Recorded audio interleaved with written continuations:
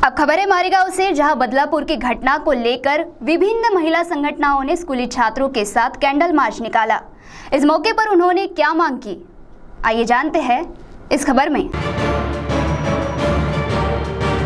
बदलापुर में स्कूली छात्राओं पर अत्याचार करने वाले नराधम आरोपियों को तत्काल फांसी देने की मांग मारेगांव के अनेक संगठन की महिलाओं ने रास्ते पर आकर स्थानीय नगर पंचायत से शहर में कैंडल मार्च निकालते हुए मांग की और उन्होंने शासन का निषेध व्यक्त किया।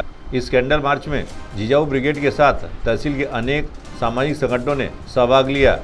साथ ही इस मौके पर सैकड़ों महिला स्कूली छात्राएं भी मौजूद थे और उन्होंने राज्य सरकार का जमकर निषेध व्यक्त किया।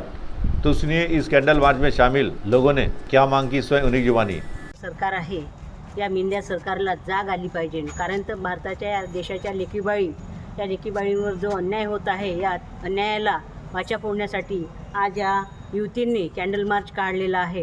कारण तर मुलींनी शिकू नये का, मुलींनी बाहेर पडू नये का, मुलींनी सगळे दिवस आतमध्येच राहावं का, आईवडिलांनी काय करायचं। आज 24 तास होऊन गेले तरी त्या नराधमाला फाशी झाली नाही।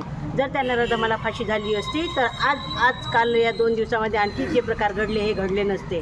म्हणून या शासनाला जाग आली पाहिजे, या शासनाला समजलं पाहिजे आणि ते 1500 रुपये लाडकी लेक म्हणून देऊन ते भीक देत आहे, त्या भीकेपेक्षा आम्हाला संरक्षण दिलं पाहिजे आणि लेकीबाळींना सुरक्षित राहण्याचं वेळ आली पाहिजे अशी मी शासनाला विनंती करते।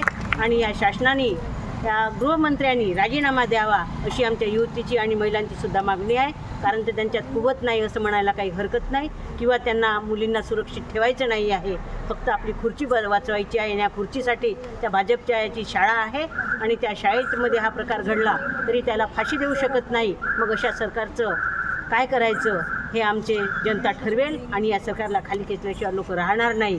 म्हणून या युवतीचं कौतुक करावं तेवढं कमीच आहे। त्या मुलींनी धाडस दाखवलं आणि आज इथं आज मारेगाव तालुक्यामध्ये जो आम्ही कॅन्डल मार्च काढला, खरोखर जर समजा शासनाने कठोर निर्णय घेतला असता तर एका पाठोपाठ कोलकाता झाल्याच्या नंतर बदलापूर झाल्याच्या नंतर वाशिम असे लगातार जे लेडीजवर मुलींवर अत्याचार होत आहे हे कुठंतरी थांबले असते। पण याला पूर्णपणे जबाबदार शासन आहे, कारण जोपर्यंत शासन निर्णय घेत नाही तोपर्यंत लोकांची बघण्याची वृत्ती बदलत नाही। आणि लेडीज म्हणजे असं पडलेला आहे का, आणि त्यांना खुर्ची लाडकी झाली म्हणून त्यांनी लेक लाडकी ही योजना काढली। आम्हाला लेक लाडकी योजना नकोच, कारण आम्हाला फक्त आमचा अधिकार आणि आम्ही कसं सुरक्षित राहून हेच पाहिजे।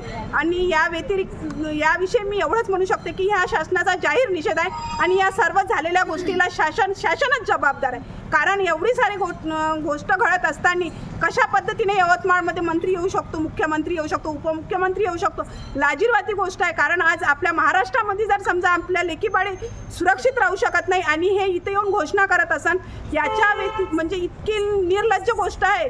याच्या व्यतिरिक्त काय म्हणायला पाहिजे हे 100% शासनाचा निषेध करतो। आणि येणाऱ्या विधानसभेमध्ये आम्ही महिला दाखवून देईन, त्यांनी भलाही आम्हाला 1500 रुपये आमच्या महिलांना दिले असेल, पण येणाऱ्या विधानसभेत समजेल त्यांनी की लेडीजसाठी काय योजना आखायला पाहिजे। बस एवढंच बोलतो, इथंच थांबतो। मी मारेगाव या तालुक्यात राहते। एका रात्रीत नोटबंदी होऊ शकते, एका रात्रीत सरकार बदली होऊ शकते, एका रात्रीत लॉकडाऊन होऊ शकते, मग एका रात्रीत नराधमाला फाशीची शिक्षा का नाही होऊ शकत। आमचं फक्त एकच म्हणणं आहे की जो नराधम आहे त्याला फाशीची आणि फाशीचीच शिक्षा झाली पाहिजे, हेच आमचं ध्येय आहे आणि त्याचसाठी आज आम्ही इथे जमलेलो आहोत। एवढे बोलतो। CTV के लिए हमारे प्रतिनिधि दिलदार शेख की रिपोर्ट।